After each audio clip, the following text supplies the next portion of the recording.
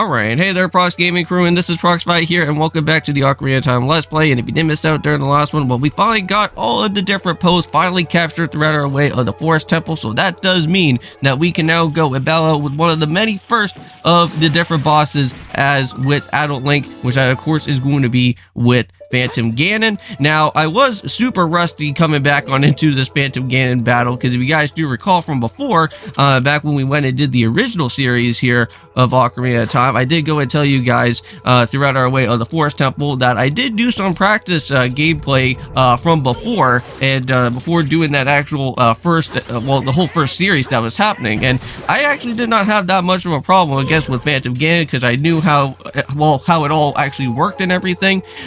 But coming on into with this type of series for this attempt though, and doing the reboot way of everything here for this for the whole entire series here, I don't know what the heck happened with me with the whole Phantom Ganon battle, and you guys will see that later on throughout here. And now, within our time for right now, before we actually go and worry about with having to do the actual Phantom Ganon battle, we need to go and pick up with the last bit of the other different sculptures, since again we are going to try to at least grab out with majority of all the different heart pieces as we can. So we are going to have to go and pick up with the rest of the different sculptures. Now, there is a spot that was here, which during our time we never really had the bow and arrow before, and now if you do have that bow and arrow, you shoot the eyeball that's around within that general vicinity there, and that's where you should be able to go and find the next sculpture, which we just did like a few seconds ago.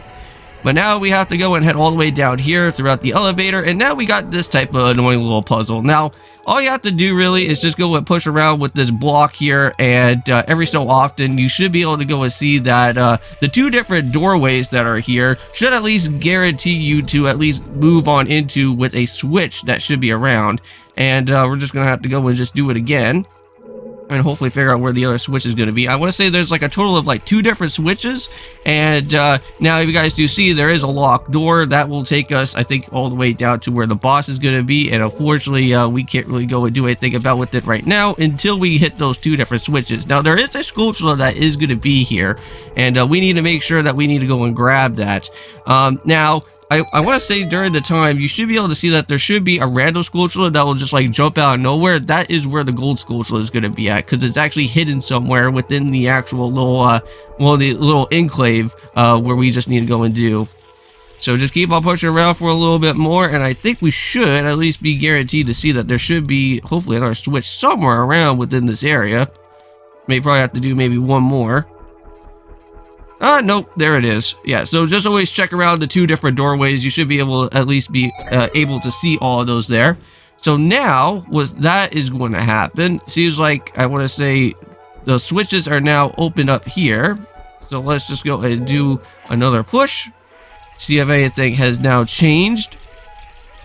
Now, there could be a dead-end wall, so yep, there is another one of those dead-end walls right there, but let's go and check around the other side, see if there's anything else that has ever made another change yet. Hold on, and there it is. Okay, so now, what's going to happen here is that we're going to go and knock out on Mr. Sculpture guy there, and get ourselves some extra hearts beforehand. And let's go and pick up with the last remaining other Sculpture token that is here, so let's go and make sure to grab that. Now, also, too, there is going to be a chest right here. I want to say that this should give you some extra bundle of arrows. Nothing really too much out of the ordinary there, but at least, hey, you know what? At least we got enough arrows that we should be at least set and ready to go out here. And now, do we need to do any more pushing from here? If we need to, let's go and see. We're going to move around once more, and it seems like, so there is another switch. The last of the switches that are going to be now within here. And there we go. So now all switches have now been all opened up, and now we got ourselves with the boss door. There is no fairies or anything. I did check around a little bit before heading on into the boss door, just to make sure that if there's any type of pots or anything. Unfortunately, there is not. So just make sure that you're at least somewhat prepared. Unfortunately, I wasn't really prepared. I didn't really come in with a fairy or anything. I wish I did for this battle. But hey, you know what? We get to see what happens here. So yeah, so after a little bit of some time, rounding up those stairs, we now get to go and see that Phantom Ganon is here. And well, Actually, I could say, well, there's Ganon, but in reality, it's more so Phantom Ganon, though.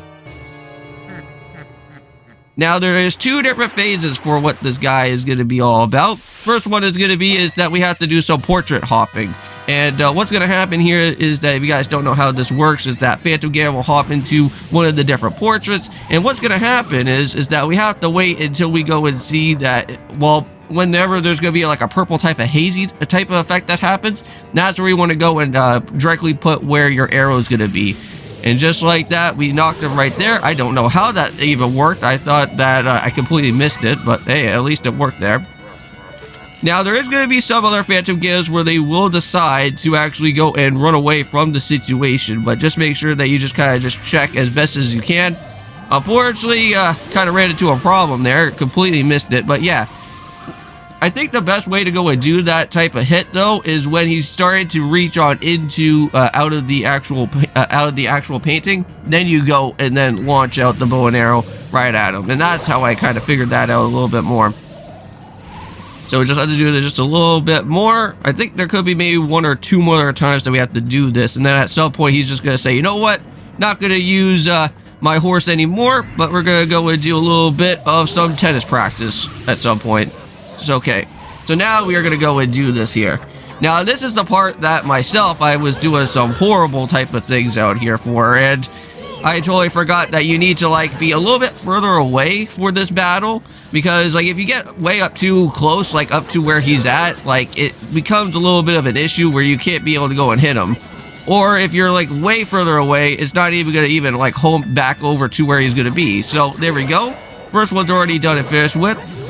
Just have to just do this just a few more times. Arrows do not work on this guy whatsoever. He is immune to anything like for the bow and arrow, so you kind of have to use the actual life force that he actually does have. So let's go and do it again, and hopefully knock him out there.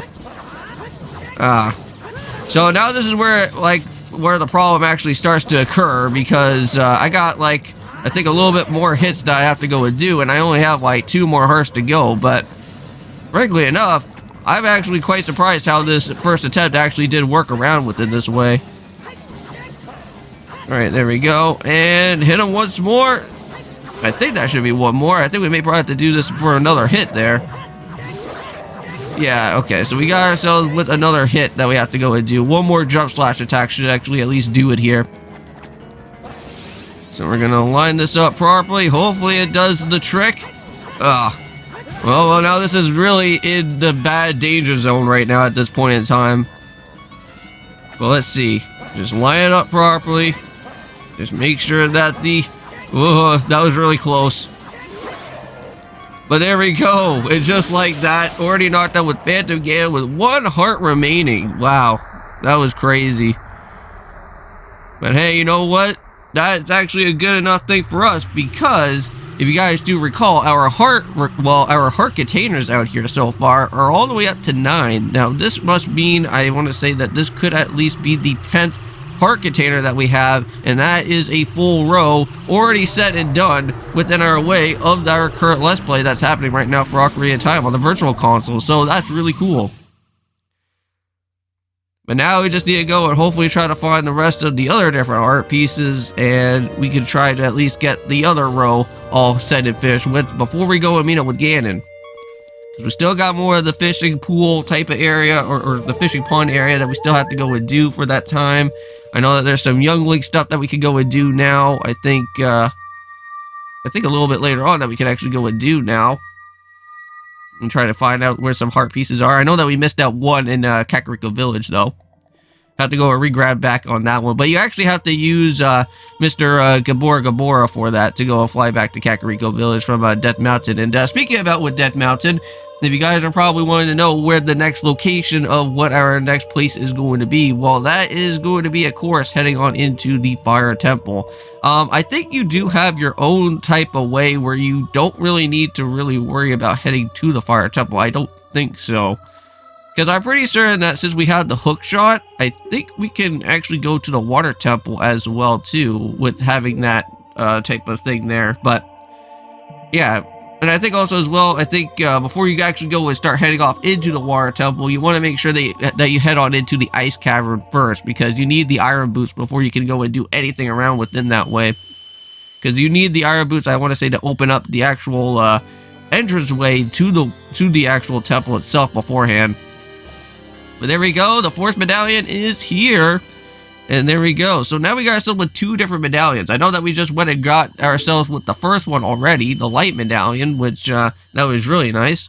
And I'm pretty sure the light medallion is normally for the spirit temple, I think, right? And we already picked that one up anyways as it is, so didn't really have to really worry about that. Okay, and we're back over here at the Kokiri Forest, out of all things. And there's going to be the baby Great Deku tree that's going to be showing up here.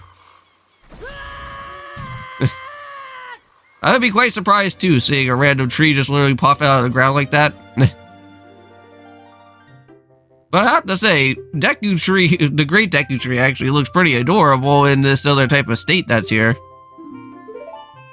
Huh.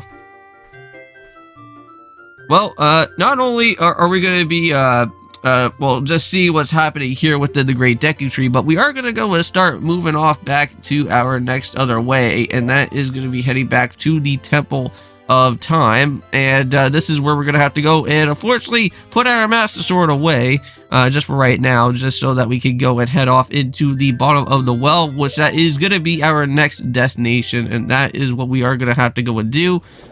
Which I'm finally happy for, because at least we could get that out of the way, get the Ledge of Truth, and then we can start doing some other things beforehand. So now we get to know a little bit of some more backstory about what has happened and the reason why that we were here in the whole Kokiri, the whole entire time that we were here in the Kokiri Forest. Now I want to say, if you guys ever read the manga book before, I believe there is an Ocarina of Time manga book, and I have actually read through it before, because later on we will be meeting up with oh, what's his name? It's not is it Volvagia? I can't remember what the dragon's guy's name is that we're gonna have to go and meet up with in the Fire Temple. But in the manga book is that funny enough is that dragon is actually Link's actual pet a long time ago. But unfortunately, for whatever reason, is that pet of his went into the hands of Ganon and basically transformed him into some sort of evil creature that went and started terrorizing through the whole entire Fire Temple that was there. So it's pretty cool to kind of actually know about a little bit of the manga and actually kind of know a little bit what's happening here within the actual game as well too. But also too, I think the manga book actually talks a little bit more about how a little bit more about Link's mom, because like isn't like Link's mom like apparently supposed to be like a house or something? Like I can't really remember. I know that like I think way back a long time ago, I think I watched Chugga's series before, and I think he talked about that from like the manga, that apparently like literally the house that we were in, right, the tree house, like I'm pretty certain that is like literally Link's mom, like in spirit within the house or something. I can't really recall if that's how that works in the manga book, but somebody could let me inform me about how the manga book is all about with that. And there's also a Majora's Mask manga book as well too, which I don't really know too much about the research about that, but I know about more about the Ocarina of Time one. But now we get to go and learn a little bit more of the Prelude of Light that's going to be out here, which that's going to be our next warping song that's going to be happening. So at least now we got ourselves with two different warping songs. We got one for Minuet Forest, which that was really nice, so that we could actually just be able to jump across through all the moblins and reach back over there. But now we got ourselves with the Prelude of Light, which now we can have the free range of actually heading back to the Temple of Time whenever we want to, if we ever do need to. Now, I think there is supposed to be another song that happens later, which I believe we could actually just transform back to Young Link or Adult Link at whenever we could do it at any point in time. Which I'm pretty sure, I think this is the Prelude of Light, which that's what I could be thinking about right there. So there we go. So now, if we ever need to go and do a lot of fast traveling back and forth, kind of makes things a little bit nicer.